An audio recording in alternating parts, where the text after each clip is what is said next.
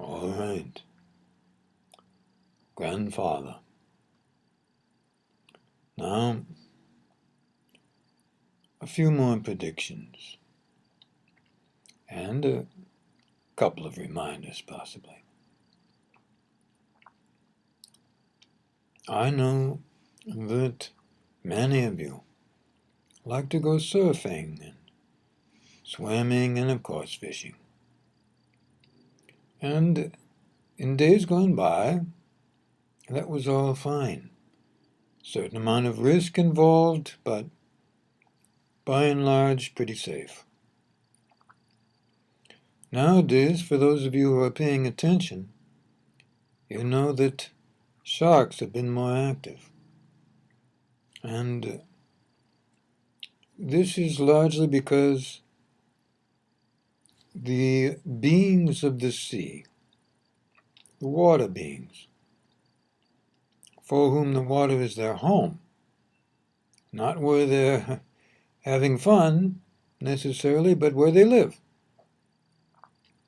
need greater access to the beaches, to the shore, and also to the shallow waters.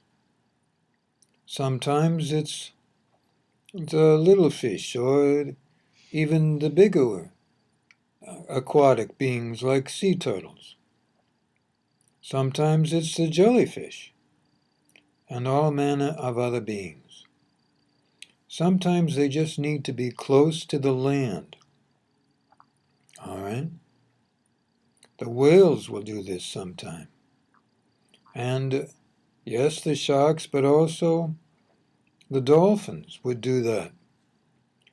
And when they need to be just close to the land, not for their own purposes, they are always doing something for you, human beings, or other forms of life on the land. Their spirituality, not unlike your own, is a 24-hour-a-day experience.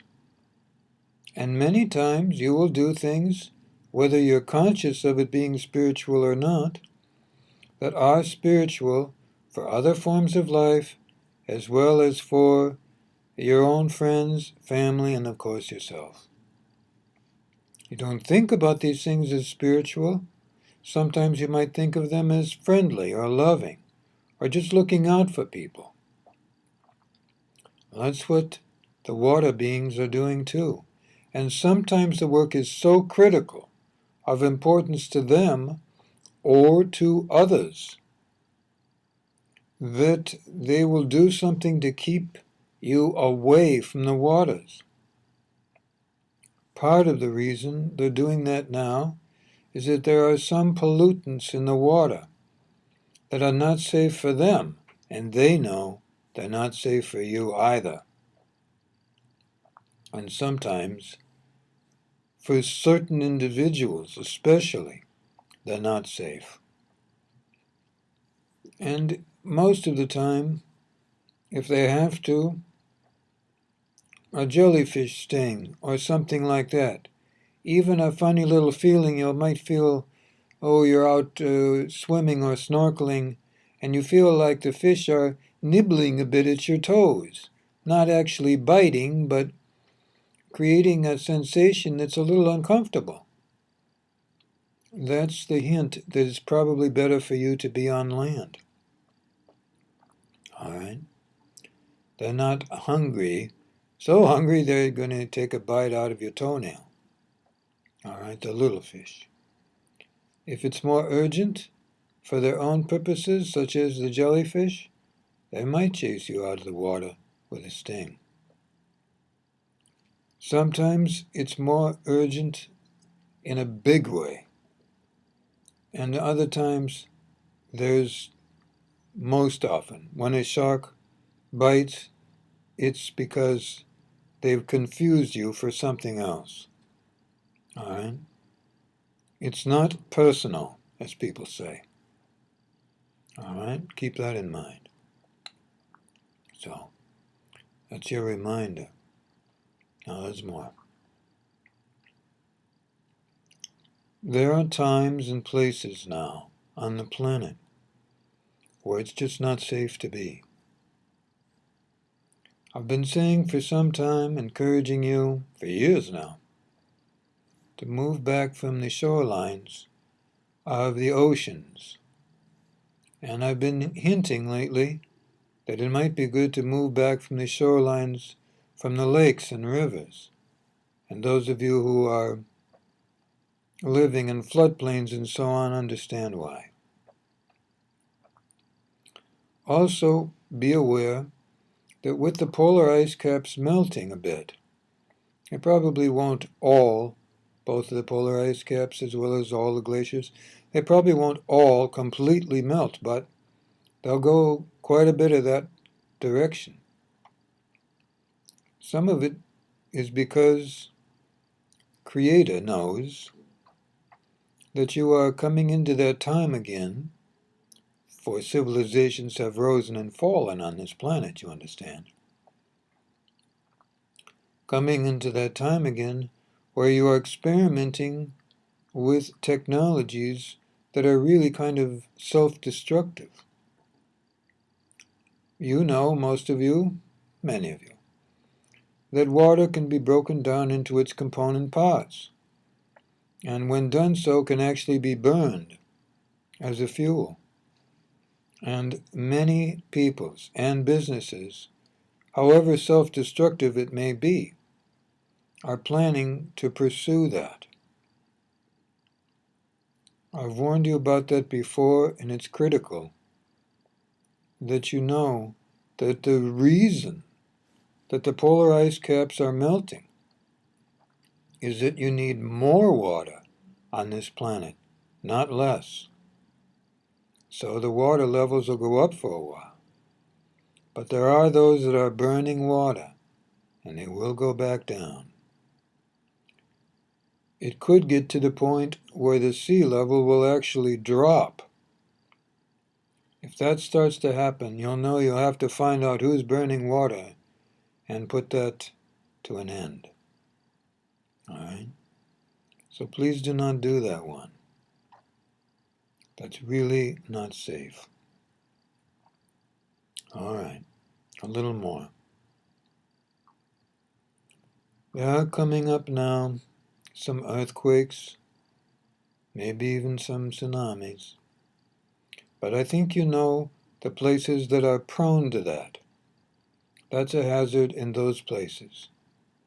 However, another one of those technologies that is being tried out has to do with the mining, drilling, and tapping the earth of its burnable reservoirs, oil, and sometimes just for steam generation.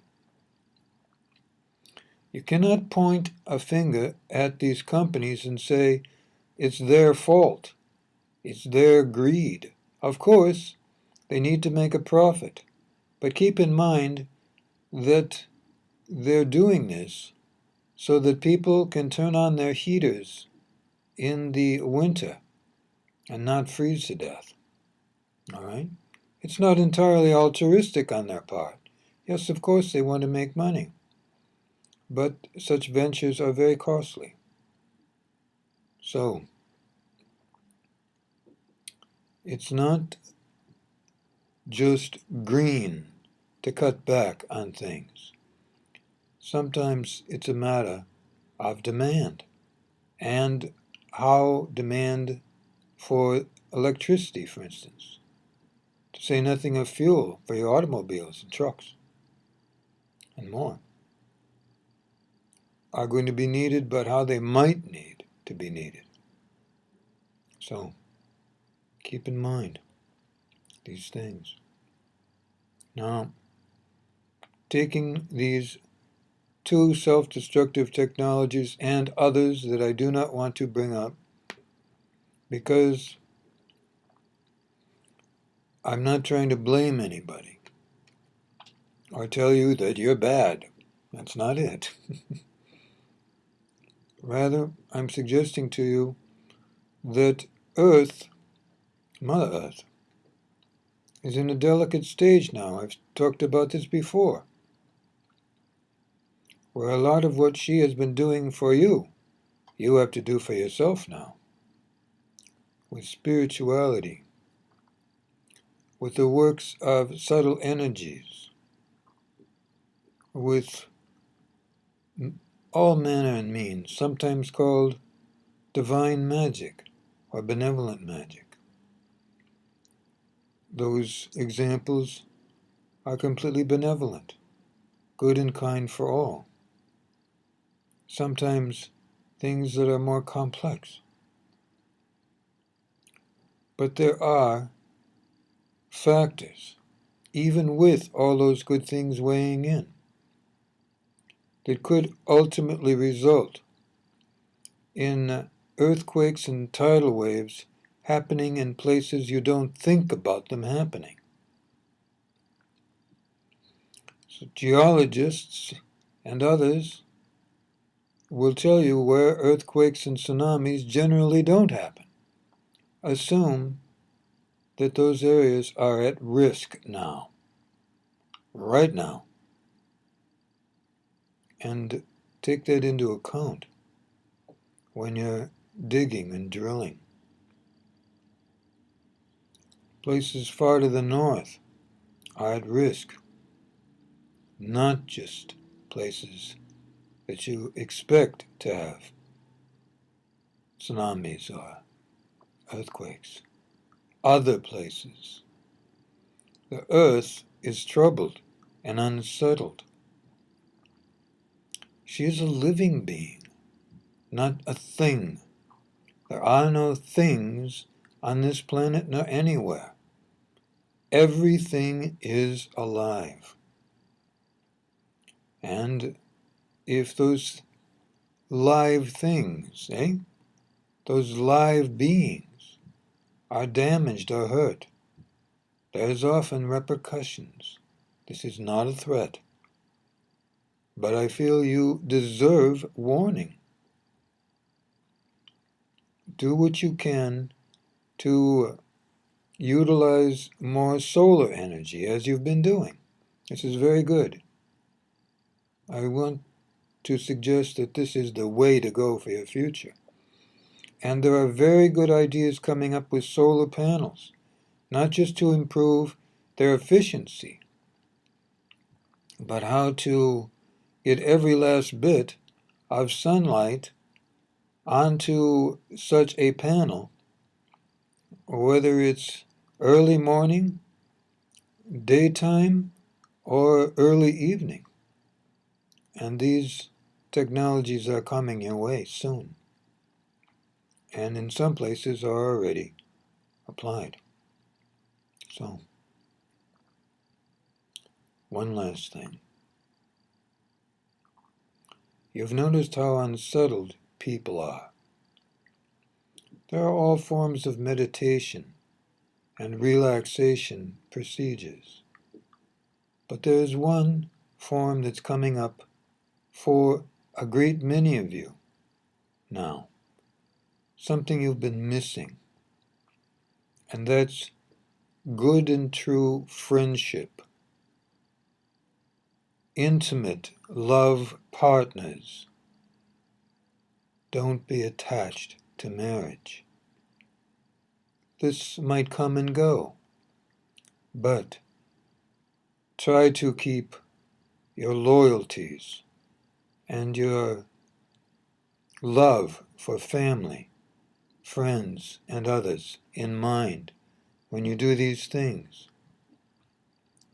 There will be a sense this year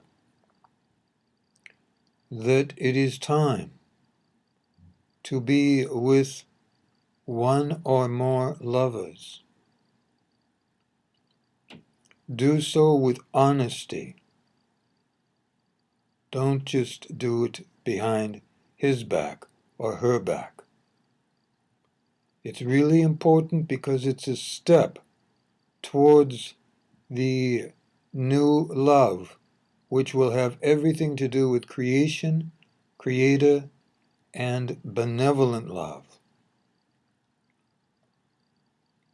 So, be of integrity and goodwill, and yes, heart in these ways. Good life.